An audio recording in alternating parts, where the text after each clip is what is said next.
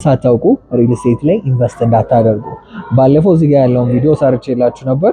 ብዙ የሪል ስቴት እንትኖች ኮሜንት አደርጋላችሁ ብዬ ነበር፣ አላደረጋችሁም። ሶ ይሄ ነገር ይጠቅማቸዋል። የመጀመሪያው የነገርኳችሁ የሰሚ ፊኒሽድ እና ፉሊ ፊኒሽድ ልዩነት፣ እንዲሁም ሌሎቹ ብዙዎቻችን የማናውቀው ፉሊ ፈርኒሽድ እና ሬጉላር ፊኒሽድ ማለት ነው። የመጀመሪያው ሰሚ ፊኒሽድ።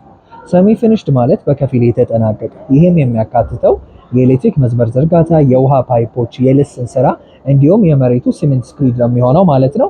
ይሄን ነው የሚያካትተው። ሌላኛው የኤሌክትሪክ ዋይሪንግ እሱንም ኢንክሉድ ያደርጋል። ፉሊ ፊኒሽድ የምንለው ደግሞ ሙሉ በሙሉ የተጠናቀቀ የኤሌክትሪክ መስመር ተዘግቶ የፓይፕ የፊክስቸር ስራዎች፣ የሽንት ቤት መቀመጫ፣ ኪችን ካቢኔት እነዚህን ያካተተ ነው። ወደ ሬጉላር ስመጣላችሁ ሬጉላር ለየት የሚያደርገው ከሰሚ ፊኒሽድ አንድ ከፍ ያለ እንዲሁም ደግሞ ለፊኒሺንግ ደግሞ ለፉሊ ፊኒሽድ የተጠጋ ማለት ነው፣ መሀል ላይ ያለ ነው። ይሄኛው ለየት የሚያደርገው ፊክስቸሮች የሉትም። ያ ማለት ፊክስቸሮች የምንላቸው የሽንት ቤት መቀመጫ፣ የእጅ መታጠቢያ፣ ኪችን ካቢኔት እነዚህን ኢንክሉድ አያደርግም። ሌላውን ስራ ግን ኢንክሉድ ያደርጋል ማለት ነው። የሴራሚክ ስራ፣ የዎል ፕላስተሪንግ፣ የቻክ ስራ፣ የኤሌክትሪክ መስመር፣ አምፖሎች ኤቭሪቲንግ አካቶ ፊክስቸሮችን የማያካትት ማለት ነው። ሌላኛው ፉሊ ፈርኒሽድ ነው።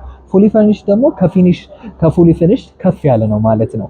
ያ ማለት ምንድነው? ፈርኒቸርን ኢንክሉድ የሚያደርግ ማለት ነው። ይሄ ቪዲዮ ከጠቀማችሁ ኮፒ ሊንክ አድርጉ። እንዲሁም የተለያየ የሪል ስቴት ጥያቄ ካላችሁ እታች ባለው ኮመንት ሴክሽን ላይ አስቀምጡልኝ ማለት ነው። አመሰግናለሁ። መልካም ቀን